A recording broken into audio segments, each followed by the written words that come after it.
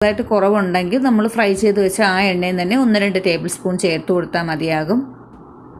Medium ഫ്ലെയിമിൽ വെച്ച് ഇതൊക്കെ ഒന്ന് കുഴഞ്ഞ് കിട്ടിയിട്ടുണ്ട്. ഇനി നമുക്ക് ഇതിലോട്ട് പൊടികളൊക്കെ ഒന്ന് ചേർത്ത് കൊടുക്കണം. പൊടികൾ ചേർത്ത് കൊടുക്കുന്ന സമയത്തിന് നമുക്ക് ഫ്ലെയിം നല്ലതുപോലെ ഒന്ന് കുറച്ച് വെച്ച് കൊടുക്കുക. അത് പൊടികൾ ഏതാണ്ട് കരിഞ്ഞു പോയാൽ അതിൻ്റെ ടേസ്റ്റ് തന്നെ നല്ല മാറ്റം വരും.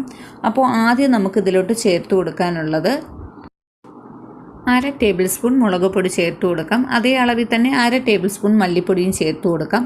അപ്പോൾ നമ്മൾ സോസ് ഐറ്റംസൊക്കെ ഇതിൽ ചേർക്കുന്നതുകൊണ്ട് നമ്മൾ പൊടികളൊന്നും കൂടുതൽ ചേർക്കേണ്ട കാര്യമില്ല. അപ്പോൾ ഇത് രണ്ടും നമുക്കൊന്ന് ചേർത്ത് കൊടുക്കാം. നല്ലതുപോലെ ഒന്ന് ഇളക്കി യോജിപ്പിച്ച് കൊടുക്കുക.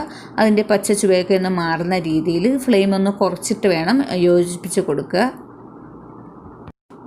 കുറച്ച് എണ്ണയുടെ കുറവുള്ളത് കൊണ്ട് ഞാനൊരു 2 ടേബിൾ സ്പൂണോളം എണ്ണ ചേർത്ത് കൊടുക്കുന്നുണ്ട്. നമ്മൾ മുട്ട ഫ്രൈ ചെയ്ത് വെച്ച ആ എണ്ണയാണ് എടുത്തിരിക്കുന്നത്.